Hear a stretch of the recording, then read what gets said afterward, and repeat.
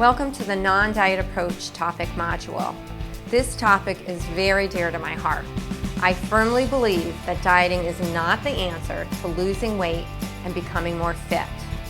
We want to teach you to eat better food choices, smaller portion sizes, and possibly change the way in which your foods are being prepared. That's it. No diet to follow.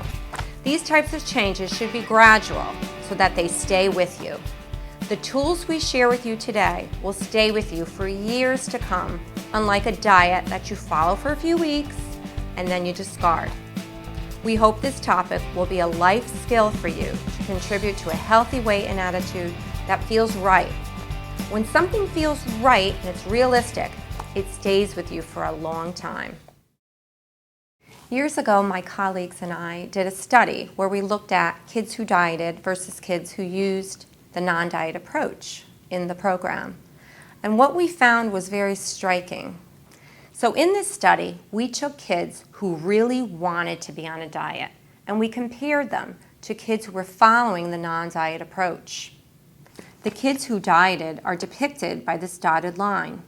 The kids who used the non-diet approach are represented as the solid line. At year 1, the kids who dieted did slightly better, but take a look at year 2. The kids who dieted reverted back to their original weight. This, to me, is the hallmark of dieting, rebounding right back to your original weight and many times gaining more than when you started. There are physiological reasons why people actually gain more weight back than when they started. This will make a lot more sense to you over time. We're going to cover a lot of this in upcoming modules. I promise it'll make more sense.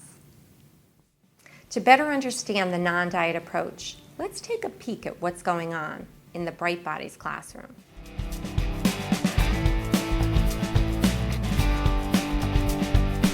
All right, so class, today we are going to learn about the non-diet approach for weight loss. So before we get into the lesson, when I say the word diet, what comes to mind?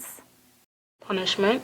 Hold that thought. That is a great one. Anyone else? Deprivation. Not being able to eat the foods that I like. So now, how long do you think that you can go not being able to eat the foods that you like? Well, I don't know, 3-4 days if I'm lucky. Okay, these are all great responses. So, Keon, let's go back to you. You said punishment. Can you tell me a little bit more about that? Following something and feeling like I have to be perfect stresses me out. I've tried it. So it stresses you out. Okay, and how's that make you feel? I felt like a failure, I guess because I couldn't do it. All right, so for these reasons alone, I think it's pretty safe to say that dieting is not going to be the best approach when it comes to weight loss. Read along with us on page 29 to 34 of your Smart Moves workbook. When the instructor asks the members to fill out sections, take the time to fill out the sections as well for yourself. All right, so everyone, open your books to page 29, and we're going to go over better food choices. Can someone read the first paragraph for me? Have you ever gone on a diet? We believe it's like putting a bandage on your weight problem. You can eat certain foods for a specific amount of time and you lose some weight, but with a diet, there's usually a beginning and an end. It is important to make a lifestyle and behavior changes and stick with them. Unless you make gradual, realistic changes in your food and learn why you are eating your old behaviors, come right back and the weight will return. Our non-dieting approach teaches skills to help you keep the weight off. These skills include making better food choices, preparing food in a low-fat method such as baking, broiling, decreasing your usual portion sizes, and making changes gradually so that we can have long-term healthful lifestyle changes.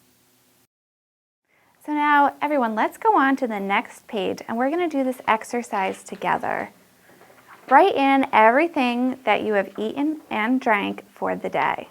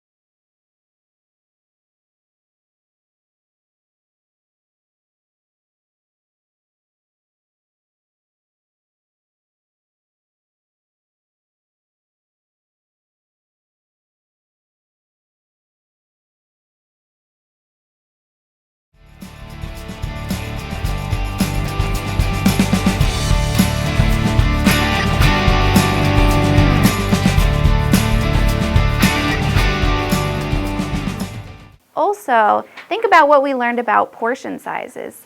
1 cup is about the same size as a tennis ball, okay? 1 ounce is about the same as 1 slice of deli meat or 2 dice. And a deck of cards is the same as 3 ounces of meat. Okay, so now that we filled this out, circle the foods that were not the best choices for breakfast and write a better food choice beside the circled food. And do the same for lunch. If your food was not prepared in a healthy, low-fat way, write in a better preparation method.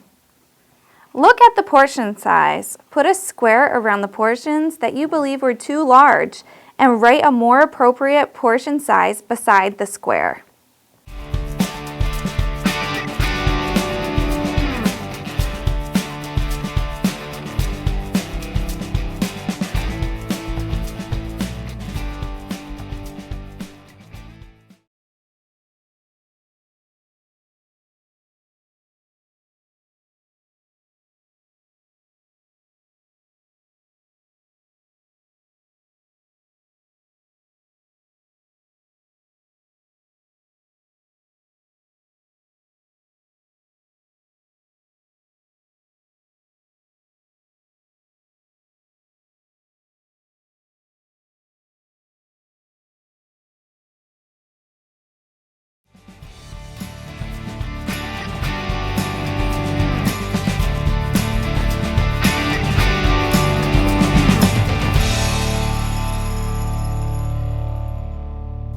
Okay, let's look at some of your answers. It's excellent to change fried chicken sandwich to a grilled chicken sandwich. And it's great that you changed 3 handfuls of potato chips to 1. What else could you have done using the non-diet approach for the potato chips? I don't know, maybe I could have used baked potato chips. That's right, that's a great response. How about pretzels? Because that would also be a better option for potato chips. Oh, I like pretzels. I like pretzels. All right, so now let's all look at the example on page 31. So instead of 2 cups of Frosted Flakes, this person could have had cornflakes and less of it. Instead of whole milk, we can change this to 1%. At lunch, instead of 5 chicken nuggets, a turkey sandwich would really have been a better choice. Also, instead of 15 French fries, carrot sticks could have been a better food choice.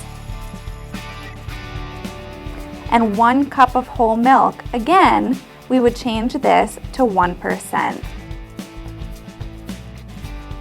For dinner, 8 ounces of fried chicken could be changed to 4 ounces of baked chicken. And 3 teaspoons of butter, the portion should be changed to 1 teaspoon. The same would go with the ranch dressing. Instead of 2 tablespoons, we would make that 1 tablespoon.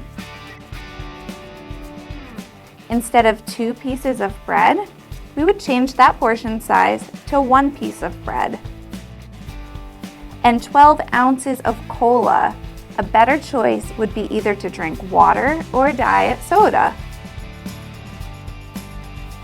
And for the snack, 10 to 15 potato chips.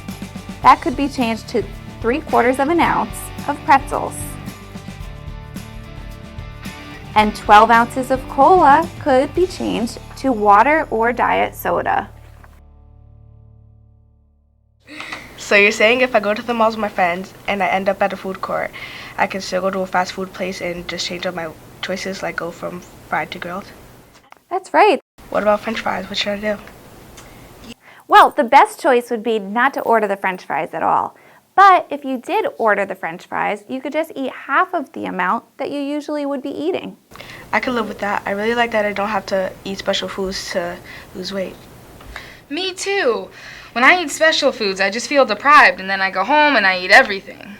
That's the whole idea of the non-diet approach. We don't want you to feel like you're on a diet. We want you to be able to make gradual changes that you can keep working on in the future. Okay, so we just used the non-diet approach. Pretty easy, right? We're just thinking about our food choices, our amounts, and the way in which we're preparing our foods. On page 32, each food group is broken down with better food choices. You will want to read through these choices and see what changes work for you. When you make these changes, you are saving calories. Although we talk about calories in the next module, let's just think about the concept that 3,500 extra calories equals 1 pound of fat. That's right, just 3,500 calories that your body does not need will make you gain a pound. I've listed 2 examples of this right on the bottom of page 34. If you substitute skim for whole milk and you've been drinking 16 ounces per day, you will lose a pound at the end of the month. If you switch from 8 ounces of juice, soda, or fruit punch to water or sugar-free drink, that's another way to lose a pound a month. Sounds pretty easy, doesn't it? I've had many patients lose 1 pound, 2 pounds, 3 pounds, much more, just from making one change in their beverage. For additional reading on this one substitution, you might want to read my book, The One Thing Diet. It lists many real-life stories of people making 1 or 2 changes and losing weight. It's a whole book about the non-diet approach. The book can be purchased at onethingdiet.com. So what do you think about this non-diet approach? Pretty easy, huh? Doable? Something you can stick with? It doesn't sound like you'll be deprived or punished, as some of these members have discussed earlier. Doesn't that sound awful, that you would be so deprived? Find some ways that you can make better food choices. Cook your foods differently, or ask your parent to cook the foods differently. Eat smaller portions. Exercise a little more. I hope you enjoy the non-dieting approaches for many years to come. Good luck on your weight management goals. This concludes Module 2, the non-dieting approach. Thanks for being with us. We're looking forward to seeing you in Module 3, Fun Fitness. 1, 60 jumping jacks.